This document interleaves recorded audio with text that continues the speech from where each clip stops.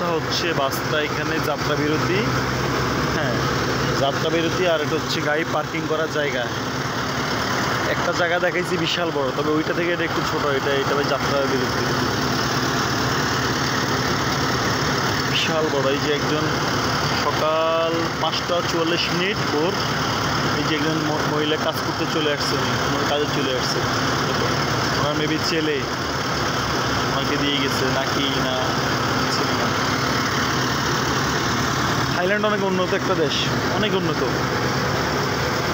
Thailand অনেক উন্নত একটা কান্ট্রি। হ্যাঁ, নিজের চোখে না দেখলে বিশ্বাস করবেন না। ওদের মানে জীবনযাপন অনেক ভালো, অনেক সুন্দর।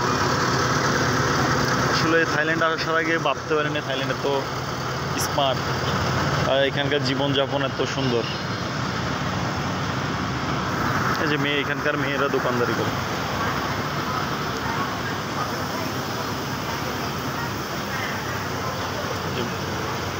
এখানকার একটা মেয়ে, সে দোকানদারি করতেছে।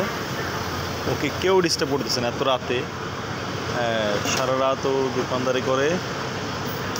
কেউ কেউ জিজ্ঞাসা করে, কেউ কোনো কিছু করে না। সবাই যে আমি ভিডিও করতেছি না হাসতেছে। হ্যাঁ, সবাই আমাকে ওয়েলকাম জানাচ্ছে, ওয়েলকাম টু থাইল্যান্ড, ওয়েলকাম জানাচ্ছে। দেখেন ও কীভাবে একটা কফি বানাচ্ছে, কীভাবে কফি বানাচ্ছে দেখেন। হ্যাঁ, coffee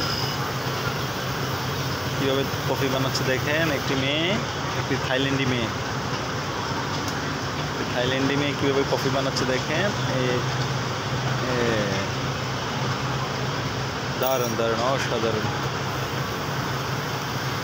thank you, thank you.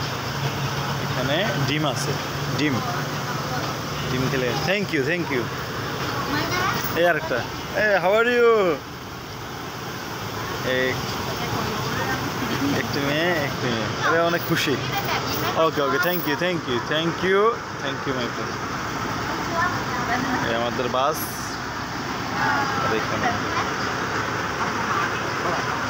My friend, Sai hi hi. Okay, thank you.